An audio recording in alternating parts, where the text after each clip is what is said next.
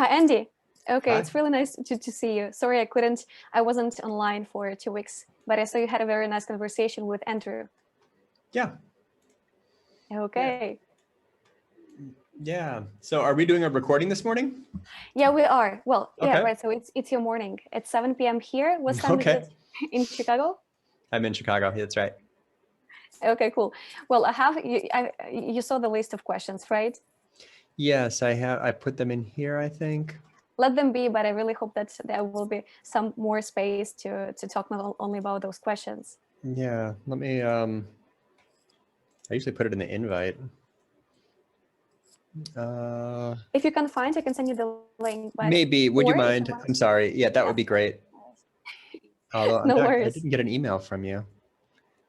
That's quite strange because I sent that this morning, but You're everything might Sophia. have happened. I am. I Okay. saw your conversation that it was snowing in Chicago recently, so you had some nice time. There's so much snow here right now. There's a lot. Okay. I found it. Here are the questions. Okay. Yeah. Well, let's just start. I will be honest with you. That's something new for me to interview, but I was reading through your biography and I was like, okay, I need to be very professional because everything that you do seems to be like so professional for me. So if you see me being a little bit stressed, I don't think, no, this will be casual. There's nothing fancy about my background or what I do or this. Please don't feel like this has to be some kind of like very formal thing. This is just a conversation like I have all the time and we'll just, so it's just me and you? Exactly. Great. Well, I just wanted to say that my background, there is nothing fancy about my background either. So let's go with that. Okay. I really would like to introduce you first to our listeners or viewers who that will be. So Andy Crestodina is the Chief Marketing Officer and co-founder at Orbit Media Studios. And Orbit Media Studios is an award-winning web design firm in Chicago. And now, if you would like to tell more about your company where you're working, I will be happy to give you the floor for that. Sure. I think of this as like the second generation of web development companies. I have friends who started web design companies back in the 1990s. In fact, my partner and co-founder has been building websites since the mid 1990s. But I didn't start until 2000. So I did personal projects in the late 90s, but January of 2000, quit my job. And by April of 2001, I had formed this company with my friend from high school and roommate from college, Barrett Lombardo. And this is one of those stories of what happens if you don't ever change what you do. I just kept doing it and kept doing it. So lots of people I know started web design companies back then and since pivoted into software companies and some of them have been way more successful than us. Service-based businesses grow very slowly. They tend not to be high margin businesses, but I love what I do. There's 40 of us and we build and launch websites all day, every day. We now do optimization services as well, but mostly we're a web design company. Okay, but if you say that you see that there's something you want to change, but you don't want to change, so it means that you like what you're doing. So why would you change that, even if other companies are changing? Well, the evolution of a business is from entrepreneurial to managerial. So as the business evolves and you create more processes and get better at what you do, you establish your systems and your team's training so you get better and better at that thing. Even though I sometimes still have the urge to be like an entrepreneur and start new things and launch new businesses and all that stuff, it's not really appropriate now. I have like all these people who have their healthcare through us and they have families and kids and they buy houses. And then, you have to be faithful to your clients and to your team. So as a business becomes more managerial, you have more responsibility to maintain, that level of income for your team and that results for those clients. So I love it. I do love it. I love what I do every day. It's fascinating. Visitor psychology, so interesting. Search optimization, endlessly interesting. But there are moments when I meet people who have launched many businesses, or they're on their fifth startup, or they launch a product and they have monthly recurring revenue. I don't have any regrets, but I'm aware that there are millions of opportunities. I mean, I started before Facebook. This is like the things that we could have done. Just go back, rewind to 2000. Everyone has lots of what if history. Yeah, that's true. I thought about, like they say, when you need fresh blood to make changes in your company, but right, when you have this like small community of people who already know each other, it's quite hard to invite someone new to make changes, but as long as you are comfortable, so that's really good. Yeah. Good. Okay, well, before it's gonna get more like about companies and business, I just really want to learn more about you as a personality and not just only about business and working. So what do you do in your life generally apart of working at Orbit Studios? I am very interested in history, in architecture. I'm interested in trees and in the environment and sustainability. I'm interested in scuba diving. I'm interested in art, but I mostly spend my time with my 2-year-old and 4-year-old. All of my interests are on hold. If you've everyone knows people in this, if you're not in it yourself, like they are an all powerful force in your life. As soon as you have little kids, like you've made a million hours of plans for the next 15 years of your life or something. So mostly I'm a parent these days. Like that's like my main job besides this. But I live close to work. I walk to work. I have an amazing lifestyle. I married the woman of my dreams, but it's mostly just work and family right now. Okay, that sounds really cool. When you say about trees, what do you mean? Like you just go to the forest and you learn more about trees, or there is some continuation with that? Well, I mean, the urban arborist is someone who's passionate about making life more sustainable in cities. Cities have flooding problems, cities have pollution problems, fresh air. Trees are actually the answer to a huge number of human problems. Like a lot of what we need on planet Earth is like 1 trillion more trees.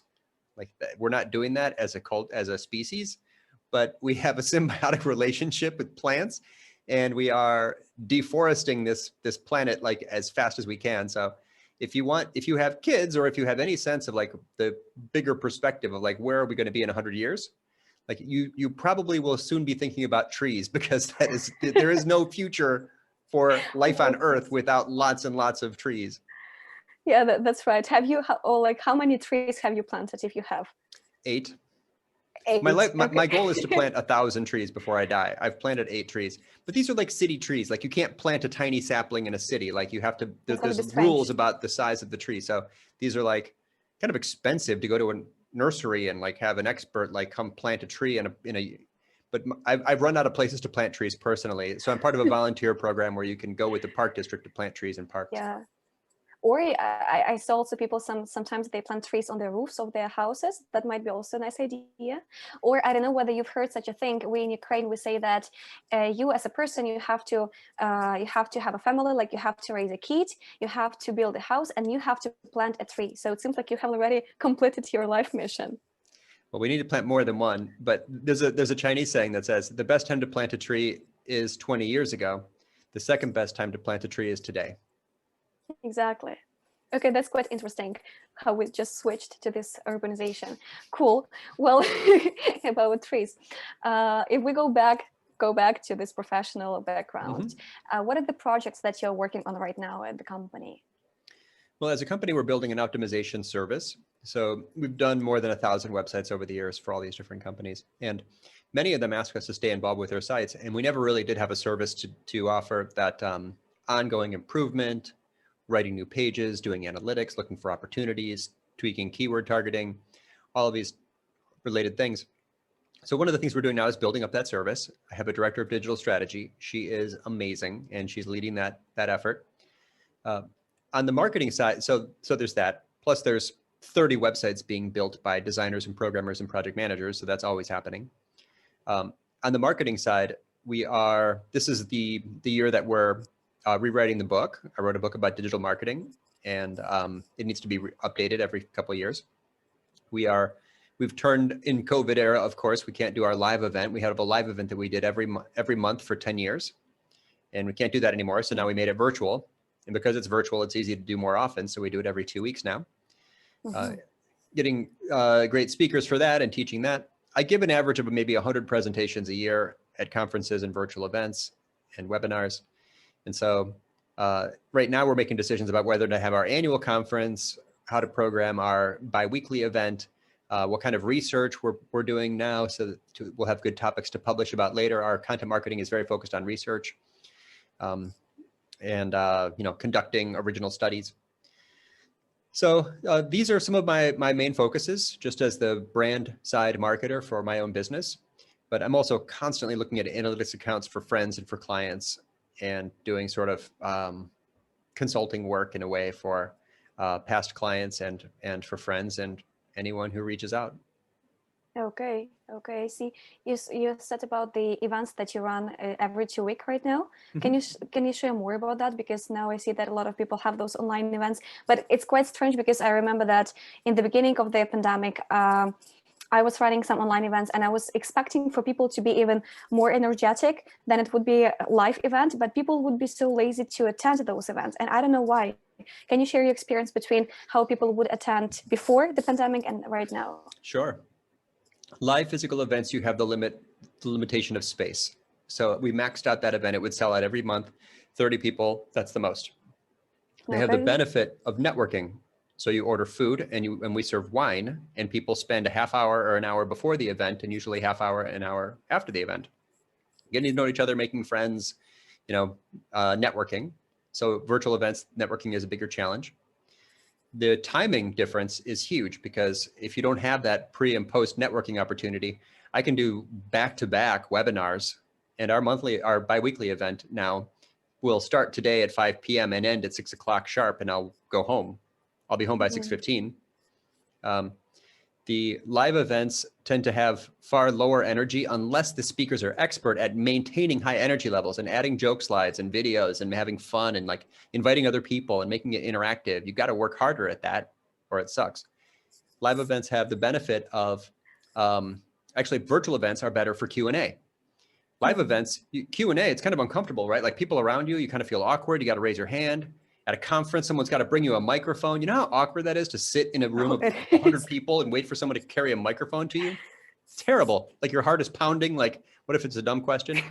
Virtual events, you just type your question. Or you just need to say, sorry, I have bad connection. That's why I don't want to have a question. Yeah, you don't have to ask. Or if you do ask, I find the engagement in a way. And Q&A is far more engaging in virtual events than live events. So timing, scheduled, lack of travel, I can do way more virtual events. Networking, bad. Q&A, good. Time efficiency, good.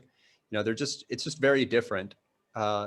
Clever virtual event programmers will find ways to give networking benefits to the attendees. For example, hey everybody, put your LinkedIn URL into the chat so you can all connect with each other. Or, okay, time for breakout rooms. Click this other link and you're going to be divided up into breakout rooms. Or you can just program shout outs for people that you're trying to help through networking. Or, this is like, hey, Sophia's looking for a client who does this and this. Would you please, let her know if you know of anyone that's a fit. And people will try hard to help each other. We all want to help each other. And especially in COVID, it's more important than ever. Right. Quite interesting, because I remember myself during the live events, and it was easier for me to run those live events than the virtual ones, because in the virtual one, you have somehow to interact with people virtually, which means that for me, I spend much more energy. But that's interesting how you say that. Still, it's like sharp 1 hour and that's it. And then you go back home. So it's a lot faster. Cool. It's very time efficient. Virtual events I can speak at 3 conferences in one day. That's it. Well, like I can cook at the same time and work, which is a nice thing about pandemic. Yeah. But it doesn't replace in live events. Attendees give value to each other. They're just meeting each other and they're sharing notes with each other and they're making friends with each other. In a virtual event, you have to work harder as an event organizer to make sure everyone gets lots of value. Exactly. That's it. Well, okay, those live events or virtual events, we're planning, by the way, one conference, and I'm just looking forward to see how it's going to work online. So maybe if you share more about those events that you run weekly, I will be also happy to attend to see how everything is processed in your company. Maybe there will be something new for us to learn. Sure, we could trade notes. I can show you how we do promotion of them and how you get engagement from them and building the community. And then if it's a marketing event, you want to you get much more value as a brand if you deliberately take the effort to invite certain people. Don't just have an event and like throw a net in the water and see who swims into it. Get out the spear and fish for specific fish and invite them to the event, because a lot of the value of an event is to have the right people in the room, even if it's virtual. Exactly. That sounds so interesting, like fish, all about fishing and finding the right people to attend your events.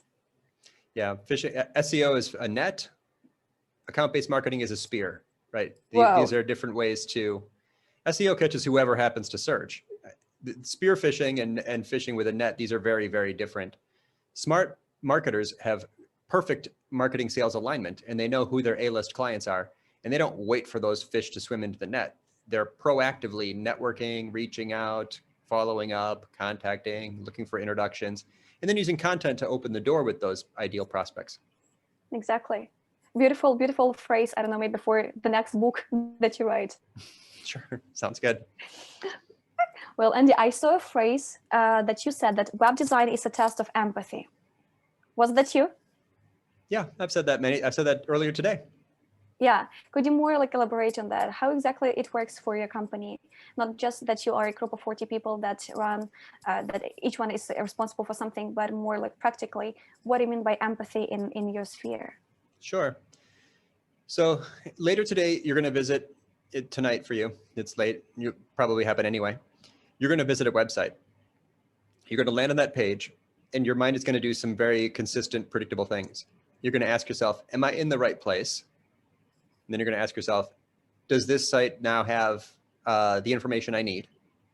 And I mean, if you have commercial intent, if it's like a marketing website and you might need that service, you're going to start thinking, is this a fit for me? Does it likely to solve my problems? Have other people gotten this solution before? You know, in other words, are there reviews and testimonials? I have objections. I have fears. Is this possible solution going to address my objections? So basically, every page that you land on is either going to be empathetic to your specific needs as a visitor, aligning with your psychology and information needs, or it won't. So that's the test of the designer and the copywriter. Did they make a page where the content and the container work together to help you solve your own problems or explain how this is a fit for you? So that's empathy. The page is either empathetic or it's not. It satisfies your information needs or it doesn't. It speaks to you directly or it doesn't. So the job of the designer and the copywriter is to get in the mindset of that visitor. It's empathetic. They have to be empathetic. If the page is not empathetic, it says things like, we're number one, we're the best, success guarantee, it doesn't feel, the visitor won't have a feeling that this is a good fit for them. It just sounds like marketing. Like, we love us, we're number one. That's boring. The opposite of empathy, by the way, in psychology is like being a psychopath. You could say some pages like a psychopath.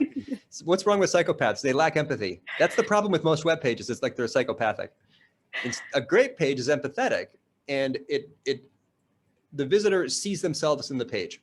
They have a question, it's answered. They have a question, it's answered. They have a question, it's answered. They have an objection, it's addressed.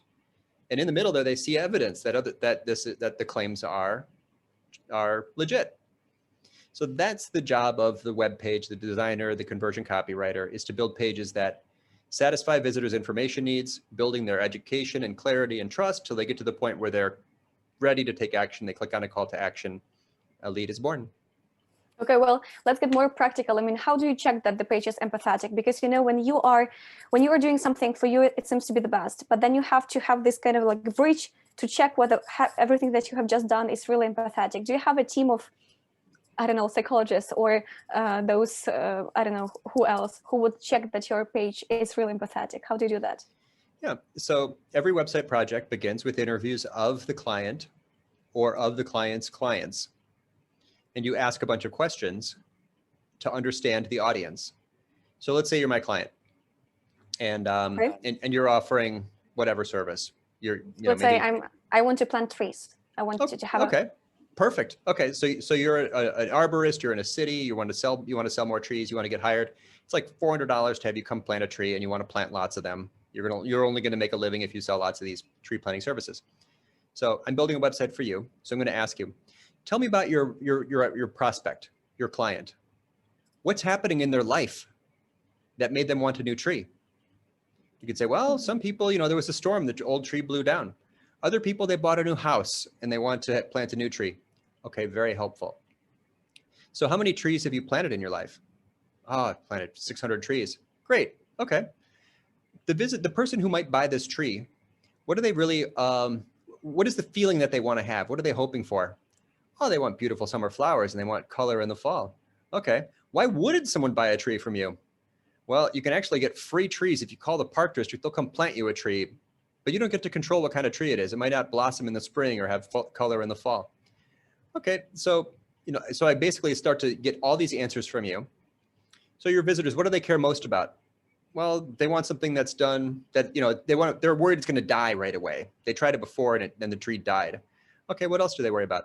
Well, they don't worry as much about dying, but they want to make sure that the tree is going to be low maintenance. They don't want to have to do a lot of pruning if the tree is sick. So anyway, after my conversation with you, takes an hour, hour and a half, I'm going to know what the priority of the messages are. I'm going to know what objections must be addressed. I'm going to know the hopes of this visitor. I'm going to know all these things. Now I can go make a web page.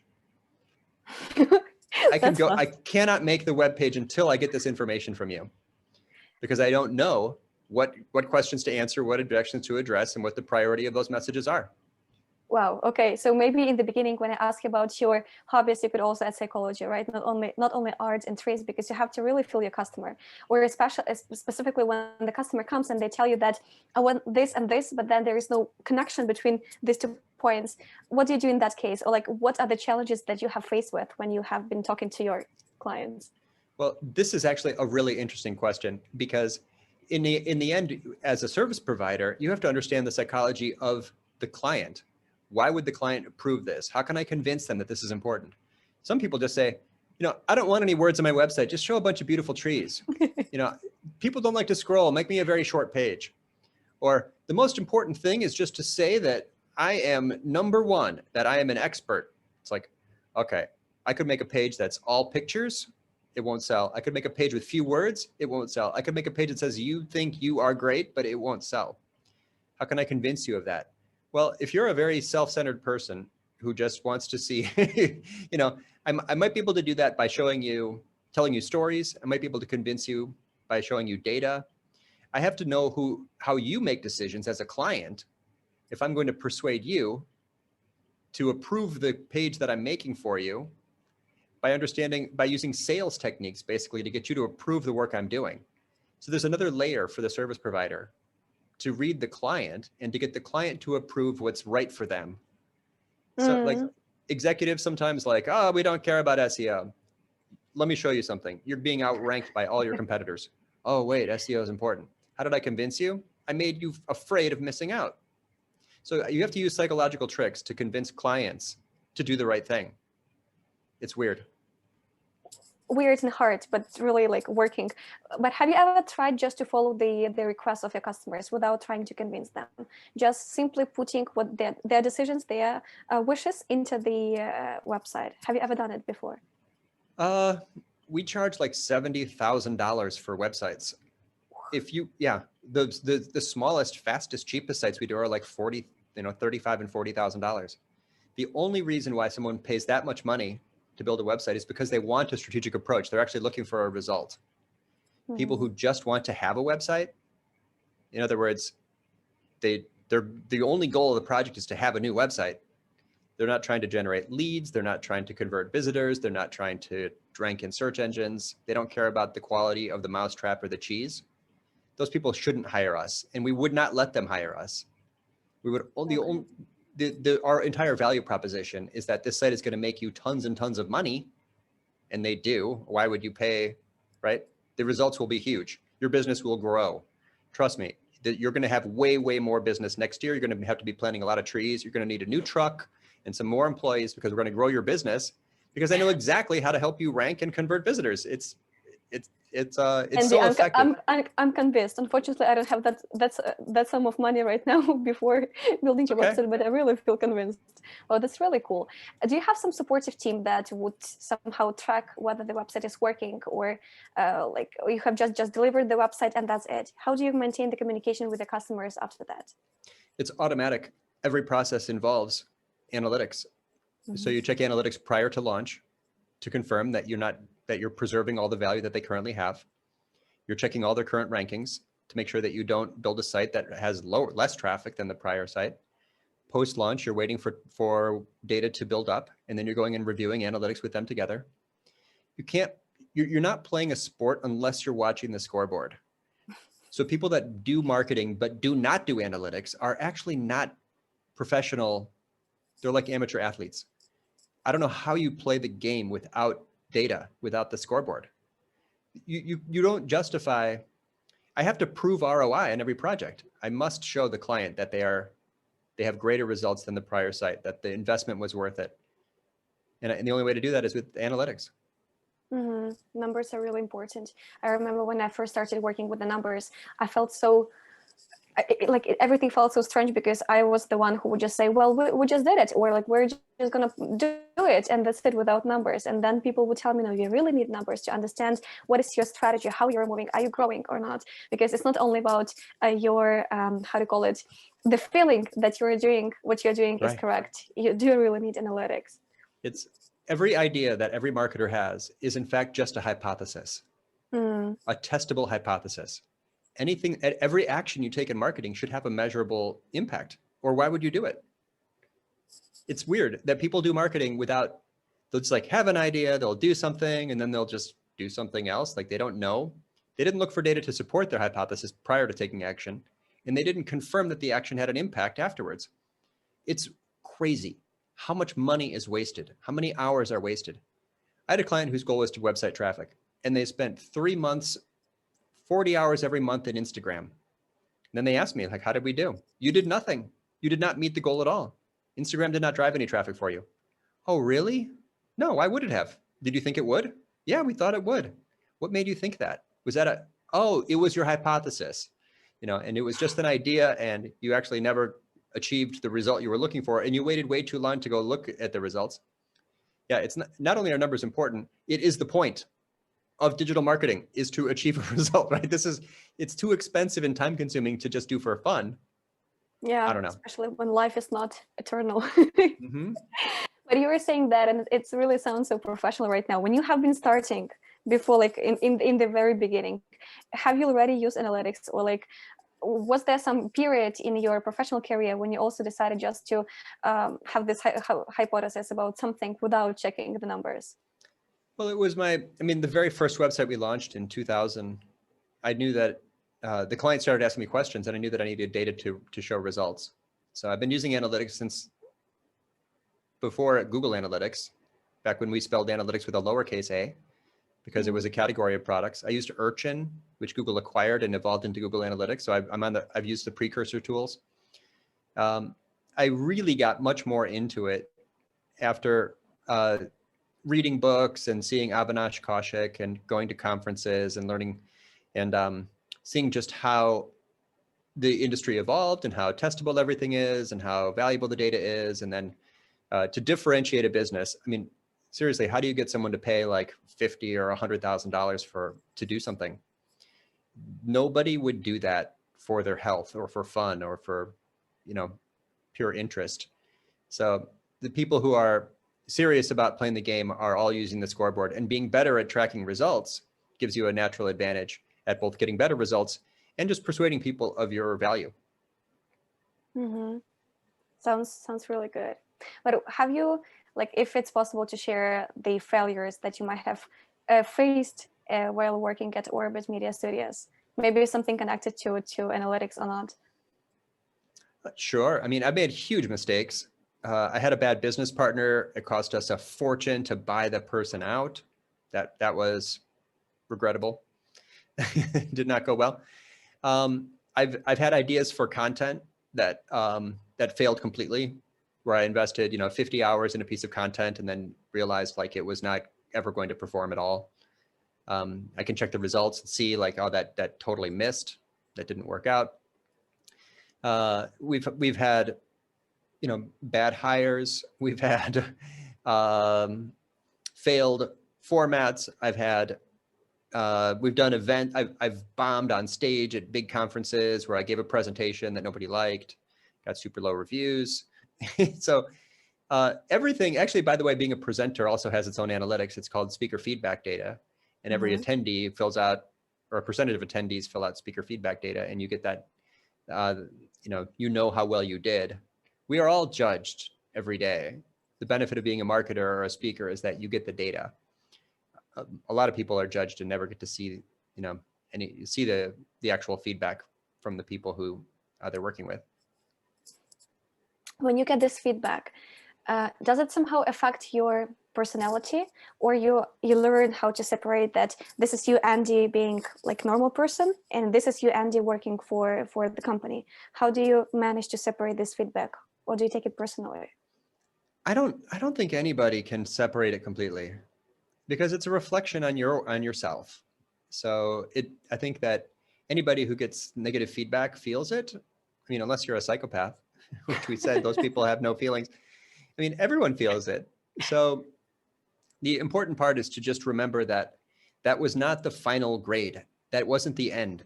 There is no end. It just keeps going. That was one data point. That was how you did one day. That was how your content performed over that one period. That was how your website is performing now. It's not the end. So you can always keep improving. So you can't let these things discourage you. You know, that was not a final exam. There are no final exams. Life just keeps going forever, as far as I can tell. It's just like, life is so long. You ever notice that? It's like, wow, I'm 48. It's like, I'm not even close. I got so much more work to do. So yeah, anytime that you get a result, just remember that was the perception of one audience at one time to one thing you did. It is not a judgment on your overall personality. This sounds so motivating, honestly, because especially when you talk to people and you get their feedback, for me, it's really hard to separate these things. But by listening to you, it's nice to have this idea that it's only about this audience, only about this specific period, only about this specific topic. Okay, might be very, very good advice. No, that was it. That was all time they to were. learn it. Yeah, nobody was judging your character mostly, right? It's like, yeah. So whatever, even massive failures, it was just that was just that moment in time. Exactly. Well, when we go back to the to your professional background, what do you think? So you have been working at this company for 20 years, like plus or minus, different language. Sorry. What would be the new level for your company to grow? What do you think? Well, it's really hard to grow the web development business because it's project based, and you always need a new project. We always have to sell new projects every month. We need to sell like 5 new website projects, something like that. It's a $6 million company right now. But the ongoing service side, the value is so high to clients. Even at a budget of $5,000 a month, the clients are making so much more money from these, because it's very often true that small changes can make a big difference. Okay, so the clients are getting value from it, and we get recurring revenue from it. So the growth area for our company is to do ongoing search and conversion optimization.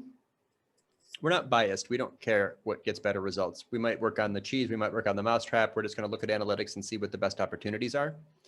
So ongoing search and conversion optimization will be a huge growth area for us.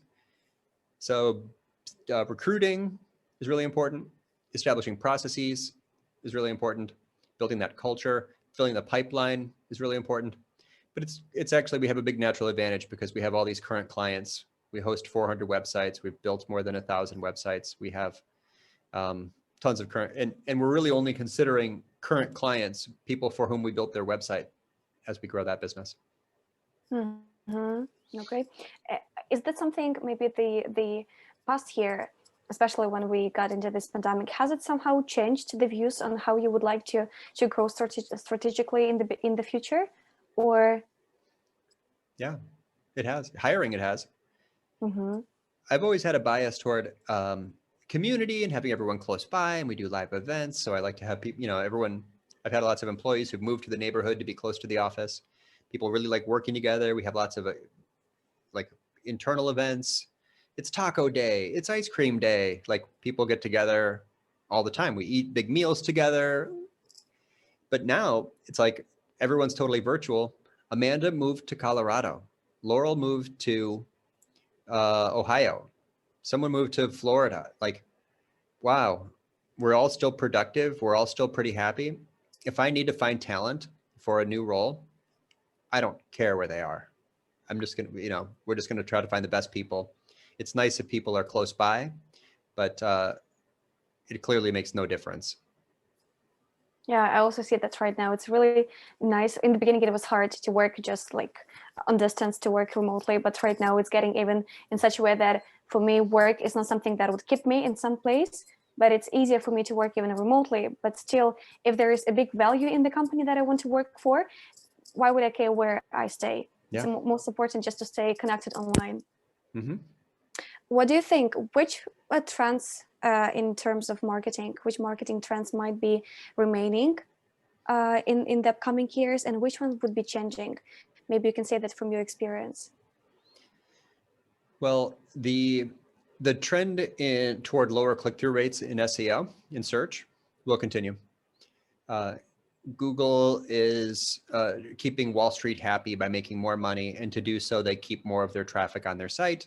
They drive more traffic to their own businesses, and answering more questions right there within search results. So organic click-through rates from search will continue to decline.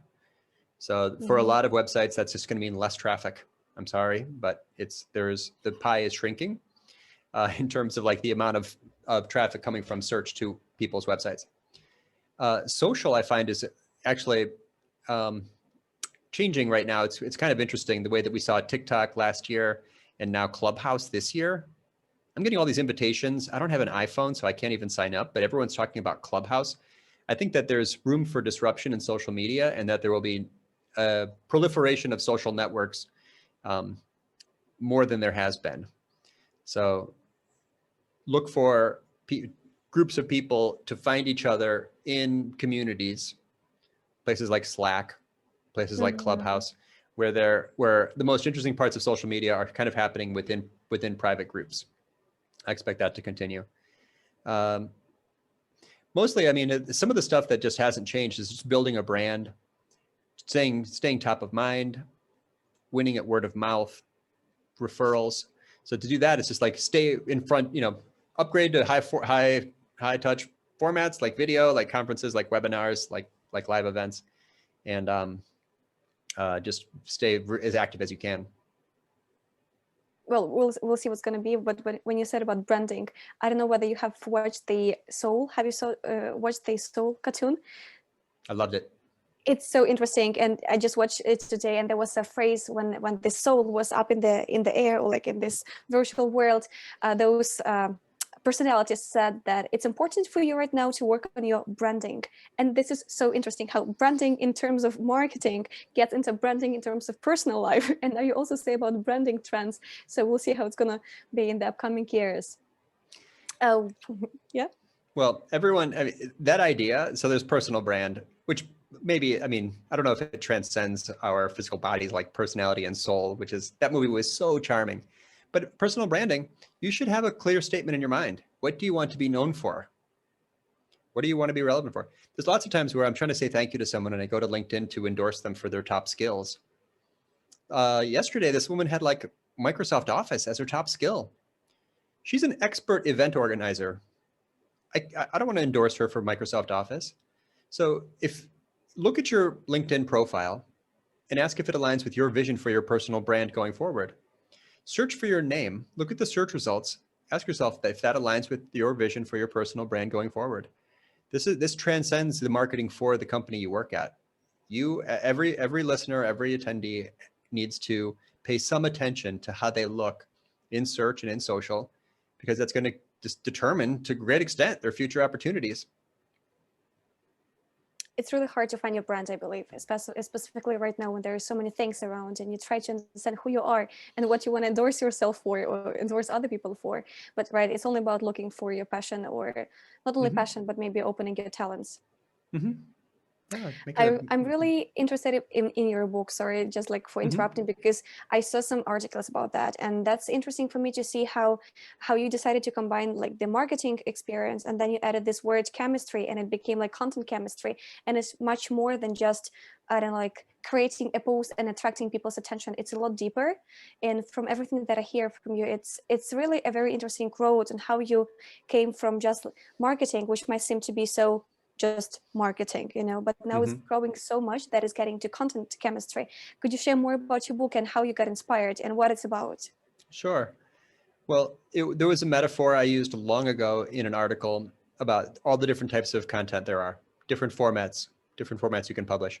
So this is not super original, but I borrowed the idea of the periodic table as a metaphor and decided to make a little periodic table of formats for content.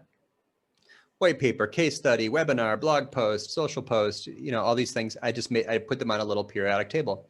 It was cute, and it was one of the more successful things I'd published at the time, and it was visual and people liked it and it got shared a lot. When it came time, when I knew that around the same time I wrote an article for Jay Baer. Do you know Jay Baer? Convince and Convert. He's kind of a famous marketing speaker here in the US. I wrote a guest post for him called Nice Blogs Finish Last. The best approach to blogging would be to think in advance how to repurpose this in the future. And I mentioned that, if you're careful about it, you can blog into a book by writing articles that fit together and eventually can be repurposed into a big format like a book. So I then made an outline of everything that I knew on content marketing. I realized that I had gaps in that outline, that I needed to write articles to fill in those gaps. Once I had done that, I had maybe 80% of the content for the book finished with feedback from the audience, like articles that I'd been refining over years and messages I'd been improving and refining. And then I slowed down, took it all out of there, put it into a giant doc and wrote it and spent an extra several months to merge this into a book. And I used the metaphor of chemistry from that old article in the periodic table as the theme for the book, which I like because it's science. And as we talked about science, like data-driven decision-making. So also it fit for a book because I had two sections in the book, the lecture, which is like the theory, and the lab, which is practice. So lecture and lab, like this is what's going to work and this is how to do it. So the book is separated into two halves, lecture and lab, and it's kind of a sciencey theme because it's, evidence-based decision making. And it was repurposing old articles. So the name became Content Chemistry. Then I rewrote the book because it went out of date. And then I rewrote the book because it went out of date. And this latest version is version 5. It's 100-page longer than version 4. I had to do a big rewrite the last time. And it's used as a textbook at universities, and I sometimes teach at universities, so I use it as a textbook. It can open doors. It improves. Like you get invited to speak at conferences sometimes because of the book. It sells, so it pays for itself. It's marketing that makes money a little bit, but mostly it's a powerful sales tool because three companies pitch a project. We're one of them, but we leave behind a handbook that explains everything about visitor psychology, search optimization, analytics, content strategy. They throw away the other proposals immediately and they hire us as fast as they can. No, it's not that good, but it helps. I just felt that I want to become a student again. Which universities do you give lectures? There is an international school in Barcelona called Harbor Space, which is a kind of a startup school. It's very cool. They teach digital marketing, but a lot of it is, the other programs are like math and programming and artificial intelligence and robotics. Very technical audience, super intelligent student body, Harbor Space. And then I also teach at Northwestern, which is here in my neighborhood, Northwestern University.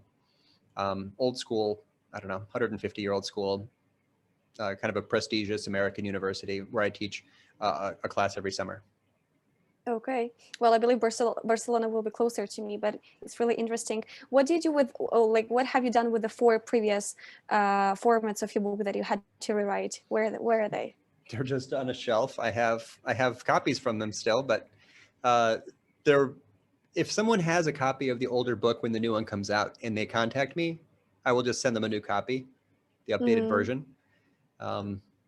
Sometimes people will share pictures online of like their version, like, no, I love my edition. I like the older one, and it's like all ripped up and there's notes all over and little bookmarks. It's a reference guide, so some people keep it close by and refer to it a lot. Okay. Can you share where do you find the patience that you had taken so much time to go from the first to the 5th edition, and now you have this book and you have been rewriting? Because I remember myself writing my bachelor and master's thesis, and it was so hard for me, and I was so not a patient. So where do you take your patience from? Well, there are lots of techniques for this. If you're trying to do something big, the key is to just break it down into very, very small pieces. So when it was time, during the last time I rewrote it, I knew that I needed a lot of time for it, and that it would take me probably 200 hours or something. So I just made a decision to watch less television and go to bed a little earlier. And if I'm in bed by 10 and asleep by 10:30, I can get up at 4:45 and I can work for an hour and a half before the day begins for anyone else. So one of my strategies was to just adjust my lifestyle to make time for this. I mean, you can tell, like, there's, 40 employees and 2 little kids and 400 clients. I have a lot of commitments, but anybody can go to bed an hour earlier and wake up an hour earlier and use that time to be super productive, creating something that has much more durable value long-term. So just focus. It sounds real. Honestly, it sounds real. Just the idea of that's what I did. It worked. Anyone can do that. Can you wake up at 4:30 tomorrow morning and work for an hour, have deep focus for 90 minutes? What would happen if you did that every day for 4 months? You'd be an author. That's the difference between authors and non-authors. And then self-publish. I didn't wait for a publisher to accept my pitch. I just sent it to the printer, right? Get a designer to make it pretty, have an editor make sure it's accurate, send it to the publisher. Now you're an author. Okay, that's cool, because sometimes I feel like writing a book, but then I always think about my lifestyle and I don't find any time for that. But now I have this 2 important advice on how to work to become an author. That's really cool. And most important, just from my point of view as being a student, because usually, when you have the professors who share about how to build business, but they have never built business before, it's quite hard to believe the person that it's possible to create a business if the one who is telling you have never done it before. But if your book and you are sharing your experience at the universities with you have already working in this company and being so professional, I really feel that the students who listen to you, they get so inspired. And not only the students, but all of the speakers, that the listeners that listen to you. So this is really inspiring. I hope so. That model is, in fact, the Harbor Space model. There are no full-time professors. 100% of the faculty they're all practitioners in the field. Mm-hmm. So it's programmed like, it might look like a series of guest lecturers for 2 and 3 week segments, but every student just has a different practitioner from the workforce, from the business environment, coming into the classroom and showing what they're actually working on now. It's a failure of higher education. This is a problem. Higher education is a problem because if someone quits their job and becomes a full-time professor in digital marketing, they're going to be out of date in 2 years, right? A lot of the stuff we just talked about, very, very recent stuff. So Harbor Space solved that problem by structuring their classes to be, to have just lots of people in the field come into the classroom, people who can take 2 weeks off and go live in Barcelona. It's kind of a great option for the practitioner teacher, and the students get real world experience. Get access to people who are practitioners every day. And plus learn Spanish, which is also a good skill. I'm terrible at Spanish. I don't know Spanish. My college major was foreign language. I studied Mandarin, but I need to learn Spanish. Whoa. Okay. Well, as long as you have the book, you can go with the book in the streets of Barcelona and they will be like, we know Andy, so no need to learn Spanish. People will be guiding you through the city. Do you speak Spanish? I speak Spanish. How many languages do you have? I have 7 languages, but at different levels. Way more to grow, and I will use the advice to wake up earlier 1 hour before to work on my languages. You're doing fine. I'm not worried about you at all. That is amazing. Okay. That's good. Well, Andy, that's really nice to talk to you, honestly. And I believe that we had more questions, but just the way it went. What I can say that I really feel inspired about everything you do, and it's really nice to see how you can combine different parts of your life into one beautiful ball of energy, which is a nice thing to do and to learn, honestly. And I believe that I would really like to read your book. Where can I find that? It's in open source, or? The book is for sale on Amazon, but Amazon doesn't sell it everywhere, and my distributor doesn't deliver it. Can't send it everywhere. So you can look where you are. There are sometimes used copies that people are charging too much money for. I'm not sure how to get it to my friends in Europe. For Harbor Space, I have to send them boxes of books every year. Mm-hmm. But if you have trouble finding it, please let me know. I'll get you a copy somehow. I promise. Okay. Okay. That would be nice. And thank you so much for sharing about your company. It sounds really beautiful, like Orbit Media Studios. When I hear Orbit Media Studios, of course, I think about Orbit, the gum Hmm. Orbit. Hmm. And but then with the book, because it has orange colors, it feels so warm. So, well, sorry, just my imagination about the book and the company altogether. Yeah, and it's kind of a future sort of, sciencey thing. I don't know. It's not a very carefully designed brand, but That's uh, okay. it's It's it's doing okay. nice, nice. Okay, well, I believe that we'll be finishing. I will also like to learn about the events that you do weekly. So maybe I'm going to find that more on your LinkedIn profile to see the way you present the idea. And it's really interesting to learn how you deliver those websites. So, yeah, Hmm. a lot more to learn in the future. Sophia, it was a huge pleasure to chat with you. Feel free to reach out anytime. I'm happy to help however I can. You know where to find me, and let's make this the beginning of many things. I hope so too. Okay, well, then have a good day, right? It's day, it's still day for you. And have a good night. I'll see you Yes, next thank time. you so much. Bye bye. Okay, take care. Bye bye.